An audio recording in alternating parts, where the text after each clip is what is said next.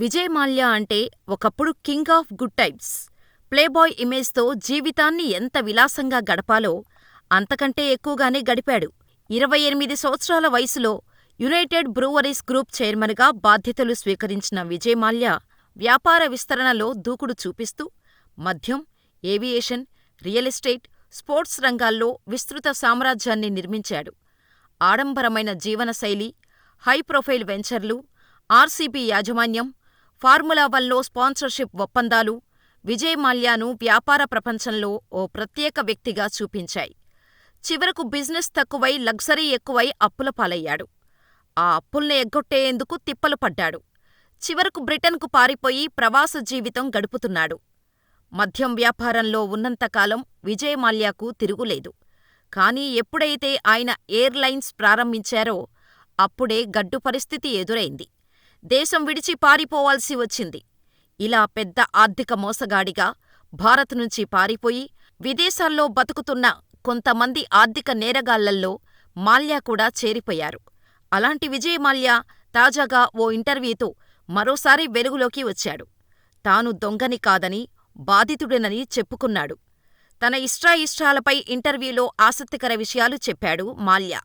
అందులో తెలంగాణ, హైదరాబాద్ అనే పేర్లు కూడా మాల్యా ప్రస్తావించడం విశేషం. విజయ్ మాల్యా డిసెంబర్ 18, 1955న భారతదేశంలో కోల్కతాలో ఒక సంపన్న వ్యాపార కుటుంబంలో విఠల్ మాల్యా, లలిత రామయ్య దంపతులకు జన్మించాడు. మాల్యా తండ్రి విఠల్ మాల్యా ఆ టైంలో యునైటెడ్ బ్రూవరీస్ గ్రూప్ చైర్మన్గా ఉండేవారు. విజయ్ పాఠశాల విద్యను కోల్కతాలో పూర్తి చేశారు. ఆ తర్వాత ఆయన కోల్కతాలోని ప్రతిష్టాత్మక లా మార్టినియర్ కాలేజీలో చేరారు. అక్కడ మాల్యా చురుగ్గా ఉండేవాడు, దూకుడుగా వ్యవహరించేవాడు. దీంతో లా మార్టినియర్లోని హేస్టింగ్స్ హౌస్ కెప్టెన్గా నియమించబడ్డాడు. తర్వాత ఆయన కోల్కతాలోని ప్రఖ్యాత సెయింట్ జేవియర్స్ కాలేజీలో చేరారు. ఇలా అక్కడ మాల్యా తన చదువును కొనసాగిస్తున్నప్పుడు మాల్యా కుటుంబ వ్యాపారాలపై ఆసక్తి చూపటం ప్రారంభించాడు. ఇలా తండ్రి కంపెనీలోనే ఇంటర్న్షిప్ కూడా చేశాడు. ఆ తర్వాత అమెరికాకు చెందిన కెమికల్ కంపెనీ హెచ్ఏజీలో ఇంటర్న్ చేయడానికి వెళ్లి అక్కడ కూడా ఇంటర్న్షిప్ పూర్తి చేసుకొని తన తండ్రి వ్యాపారంలో చేరటానికి భారతదేశానికి తిరిగి వచ్చాడు. ఇలా వ్యాపారంలో తండ్రి దగ్గర విజయ్ మాల్యా వ్యాపార వ్యూహాలు నేర్చుకుంటున్న టైంలో 1983న విఠల్ మాల్యా మరణించారు. అప్పటికి విజయ్ మాల్యా వయసు 28 సంవత్సరాలు. తండ్రి అనుకోకుండా మరణించటంతో యునైటెడ్ బ్రూవరీస్ గ్రూప్ చైర్మన్గా బాధ్యతలు స్వీకరించాల్సి వచ్చింది. విజయ్ మాల్యా ఈ కంపెనీ టేకోవర్ చేసుకునే టైంకి చిన్న స్థాయిలో మాత్రమే బిజినెస్ చేసింది. అయితే విజయ్ బాధ్యతలు స్వీకరించిన తర్వాత తన దూకుడుతో, వ్యాపార చతురతతో 60 కంటే ఎక్కువ కంపెనీలతో టైఅప్ చేసుకొని పెద్ద కంపెనీగా మార్చాడు. ఇలా దాని వార్షిక టర్నోవర్ భారీగా పెరిగింది. ఆ తర్వాత విజయ్ తన ప్రధాన కంపెనీలన్నిటినీ ఒకే గ్రూప్ కిందకి తీసుకువచ్చి దానిని యునైటెడ్ బ్రూవరీస్ గ్రూపుగా చేసి కంపెనీ మరింత విజయవంతం కావటంతో విజయ్ తన వ్యాపార సామ్రాజ్యాన్ని ఇంకా విస్తరించుకోవటం మొదలుపెట్టాడు. ఇలా best and Crompton, Berger paints, the Asian age, cine blitz వంటి అనేక ఇతర కంపెనీలను, బ్రాండ్లను తన స్వాధీనం చేసుకున్నాడు. ఇలా 80s, 90sలలో విజయ్ మాల్యా బిజినెస్ టైకూన్గా కీర్తించబడ్డాయి. విజయ్ మాల్యా ఇంత పేరును గడించటానికి ముఖ్య కారణం కింగ్ ఫిషర్ బీర్ బ్రాండ్. ఈ బీరుని మొదట 1857లో యునైటెడ్ బ్రూవరీస్ ప్రవేశపెట్టింది. ఆ తర్వాత 1978లో విజయ్ మాల్యా తిరిగి కింగ్ ఫిషర్ని ప్రారంభించాడు. ఈ బీర్ ఇప్పటికీ అత్యధికంగా అమ్ముడవుతున్న భారతీయ బీర్ బ్రాండ్. ఇందులో ఎటువంటి సందేహం లేదు. దేశంలో వినియోగించే మొత్తం బీర్లో 50% కంటే ఎక్కువ. ఈ బీరుకు ప్రపంచవ్యాప్తంగా 52 దేశాలలో మార్కెట్ ఉంది. ఇలా బిజినెస్తో దూసుకుపోతున్న మాల్యా 1986లో మాజీ Air India air hostess Sameera త్యాబ్జీని వివాహం చేసుకున్నాడు. వీరికి 1987లో సిద్ధార్థ్ మాల్యా జన్మించాడు. సిద్ధార్థ్ జన్మించిన వెంటనే భార్యతో విడాకులు తీసుకున్నాడు. ఆ తర్వాత కూడా తన మాజీ భార్యతో మంచి సంబంధాలనే కొనసాగించాడు మాల్యా. ఆ తర్వాత 1993లో అతను తన చిన్ననాటి స్నేహితురాలు రేఖను వివాహం చేసుకున్నాడు. ఆమెకు 2 కుమార్తెలు ఉన్నారు. అయితే విజయ్ని వివాహం చేసుకునే ముందు రేఖ 2 సార్లు విడాకులు తీసుకుంది. అయితే మాల్యా ఆమె కుమార్తె లీలాను దత్తత తీసుకున్నాడు. విజయ్ మాల్యా పేరు చెబితే అందరూ ప్లేబాయ్ అంటారు, అనుకుంటారు. కాని మాల్యాకు దైవభక్తి ఎక్కువ. ప్రతిరోజూ దేవుడిని ప్రార్థించే తన పనులను మొదలుపెడతాడు. అంతేనా, ప్రతి సంవత్సరం మాల్యా అయ్యప్పమాల వేసుకొని 42 రోజుల దీక్ష చేసేవాడు. అంతేకాదు, Mallya art of living foundation వ్యవస్థాపకుడు శ్రీశ్రీ రవిశంకర్ సన్నిహిత స్నేహితుడు, అనుచరుడు కూడా. ఇది మీరు నమ్మలేకపోవచ్చు కానీ ఇదే నిజం. రాజకీయంగా కూడా విజయ్ మాల్యా తన సత్తా చాటుకున్నాడు. 2002లో తన సొంత రాష్ట్రం కర్ణాటక నుండి స్వతంత్ర అభ్యర్థిగా ఎన్నికల్లో పోటీ చేసి కాంగ్రెస్ పార్టీ, జనతాదళ్ పార్టీ మద్దతుతో ఎన్నికల్లో రాజ్యసభ సభ్యునిగా ఎన్నికై విజయం సాధించాడు. ఆ తర్వాత 2003లో సుబ్రమణియన్ స్వామి నేతృత్వంలోని జనతా పార్టీలో చేరాడు. అయితే జనతా పార్టీలో చేరిన మాల్యా 2010 వరకు 7 సంవత్సరాలు పార్టీ అధ్యక్షుడిగా కూడా పనిచేశారు. ఆ తర్వాత 2010లో భారతీయ జనతా పార్టీలో చేరి బీజేపీ మద్దతు పొంది మరోసారి రాజ్యసభ సభ్యునిగా ఎన్నికయ్యాడు.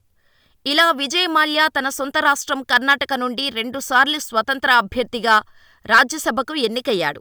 ఇంతటి వైభవాన్ని చూసిన మాల్యా పతనం స్టార్టయింది మాత్రం కింగ్ ఫిషర్ ఎయిర్లైన్స్ ప్రారంభించినప్పటి నుంచే. కింగ్ ఫిషర్ ఎయిర్లైన్స్ని 2005లో ప్రారంభించిన మాల్యా 2008 గ్లోబల్ ఆర్థిక సంక్షోభం తర్వాత ఆర్థిక ఇబ్బందులను ఎదుర్కొంది. చివరికి 9,000 కోట్ల రూపాయలకు పై రుణాలపై డిఫాల్ట్ అయింది. 2012 నాటికి ఎయిర్లైన్ కార్యకలాపాలు నిలిపివేశారు. దీంతో దేశం నుంచి వెళ్లిపోవాలి అనుకున్న విజయ్ మాల్యా 2016లో తన రాజ్యసభ ఎంపీ పదవి నుంచి తప్పుకున్నాడు.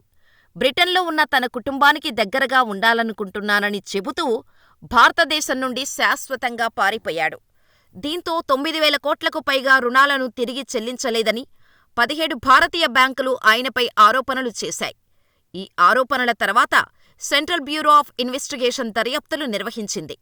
వీరు దాఖలు చేసిన ఫిర్యాదులకు ప్రతిస్పందనగా 2017 ఏప్రిల్లో యూకే మెట్రోపాలిటన్ పోలీసులు మాల్యాను అరెస్ట్ చేశారు. ఆ తర్వాత విడుదలయ్యాడు. మరోసారి అక్టోబర్ 3, 2017న మాల్యాను మనీ లాండరింగ్ కేసులో లండన్లో అరెస్ట్ చేశారు. కానీ తర్వాత బెయిల్పై విడుదల చేశారు. ఇలా 2016లో దేశం విడిచి వెళ్లిన మాల్యాను బ్రిటన్ నుంచి ఇండియాకు తీసుకురావటానికి భారత్ ప్రయత్నిస్తూనే ఉంది. అయితే ఆయన తాజాగా రాజ్ షమానీ యూట్యూబ్ పాడ్కాస్టులో కనిపించి తన దృక్కోణం నుంచి కేసులను బయటపెట్టారు. ఆయన ప్రధాన అభ్యంతరమేంటంటే ఆయన ఎటువంటి దొంగతనం చేయలేదు, అయినప్పటికీ ఆయనను దొంగ అని పిలుస్తున్నారంటూ వాపోయాడు. ప్రభుత్వం, మీడియా ఎటువంటి కారణం లేకుండా తనను లక్ష్యంగా చేసుకున్నాయని ఆయన ఆరోపించాడు. విజయ్ మాల్యా చెప్పిన దాని ప్రకారం బ్యాంకుల నుంచి అతను పొందిన రుణాలు 4,000 కోట్ల రూపాయల కంటే కొంచెం ఎక్కువగానే ఉండవచ్చు.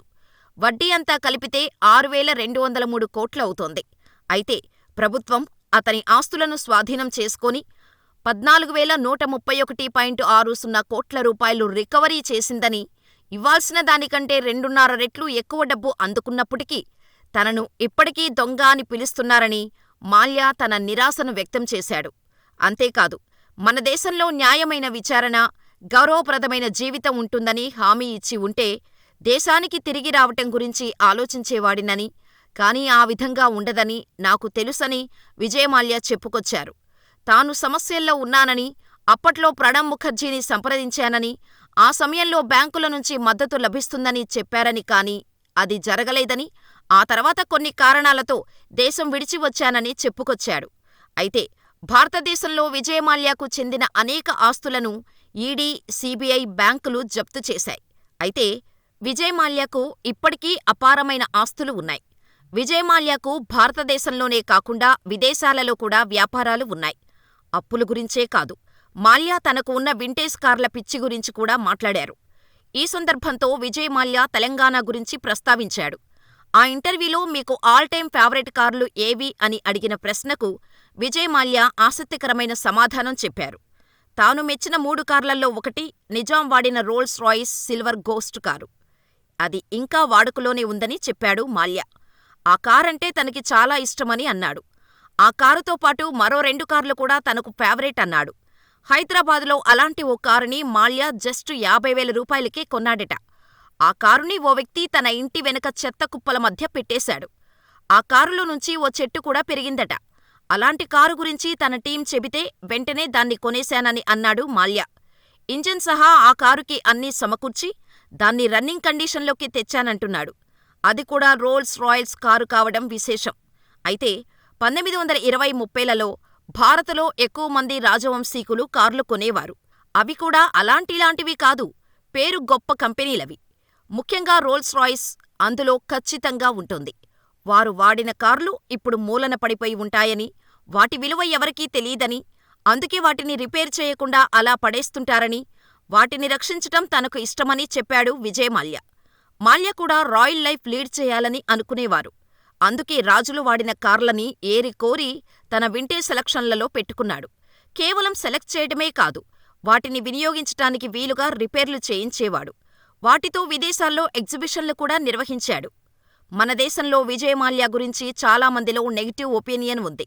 అయితే ఈ పాడ్కాస్టులో విజయ్ మాల్యా భారత్ నుంచి వెళ్లిపోయినందుకు నన్ను దేశం నుంచి పారిపోయిన వ్యక్తి అని పిలవండి, కానీ దొంగ అని ముద్ర వెయ్యొద్దు అని వేడుకున్నాడు.